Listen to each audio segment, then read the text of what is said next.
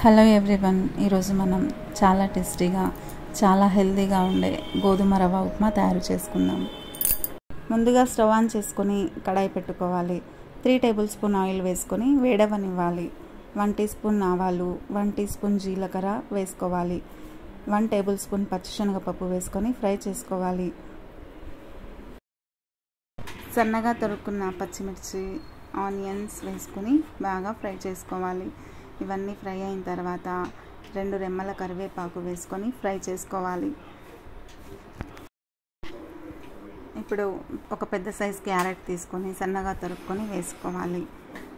లో ఫ్లేమ్లో పెట్టి బాగా మగ్గించాలి. 1 ఇంచు అల్లం ముక్కను తీసుకొని సన్నగా తురుముకొని వేసుకోవాలి. బాగా కలుపుతూ ఫ్రై చేసుకోవాలి. ఇప్పుడు 3 గ్లాస్ ఆఫ్ వాటర్ వేసుకోవాలి. రుచికి సరిపడా ఉప్పు వేసుకొని కలుపుకోవాలి. ఇప్పుడు మూత పెట్టుకొని నీరును బాగా మరగనివ్వాలి.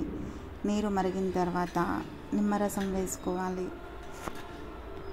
నిమ్మరసం వేయడం వలన ఉప్మా చాలా టేస్టీగా పొడి పొడిగా వస్తుంది. నీరు మరిగిన తర్వాత రవ్వ వేసుకొని బాగా ఉడికించుకోవాలి. మూత పెట్టుకొని 5 to 10 మినిట్స్ లో ఫ్లేమ్లో మగ్గించుకోవాలి.